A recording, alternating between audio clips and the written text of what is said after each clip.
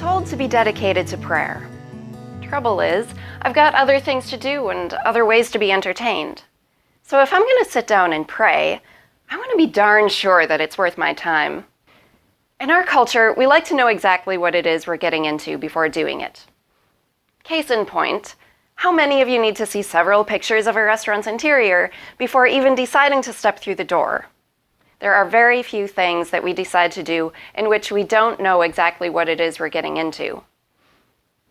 Marriage, having kids, investing in education, those are the few instances where we don't know exactly what to expect. Isn't it interesting? Those are also among the most rewarding things we could do. Prayer is no different.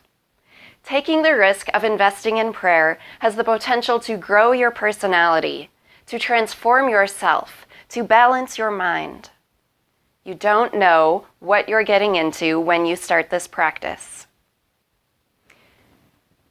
Now, Jesus frequently encouraged his apostles to make specific time for prayer something more than just keeping God on your mind throughout the day.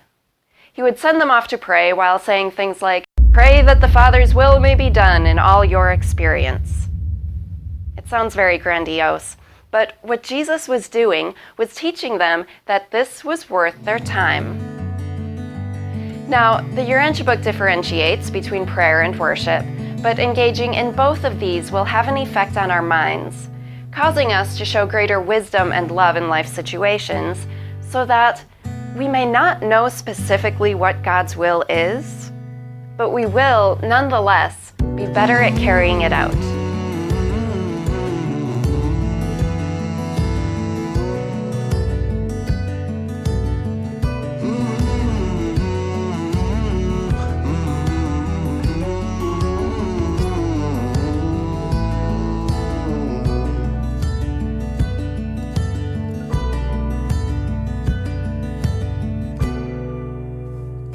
Jesus was a pretty good example of how prayer can alter a person's mind so that love and devotion to the entire family of God encompasses it.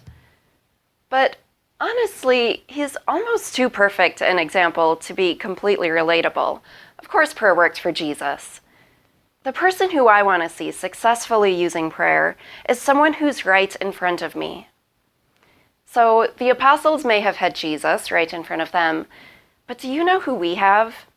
We have the example of people in the Urantia community at churches, synagogues, and mosques, attending mindfulness meditations or living out their internal lives with God independently.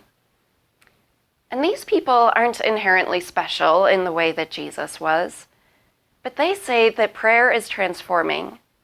So when I meet someone who is worth emulating and that person prays, I have to think, maybe it is worth my time. I'm going to leave you with some music, and however you choose to worship, remember that it doesn't have to be spectacular. The book In Ordinary Time by Roberta C. Bondi reminded me that time you spend reading or listening to music in the presence of the people you love is real time together. Prayer is not just talking to God any more than friendship or marriage are just conversation. So breathe in and breathe out, and let God into your mind.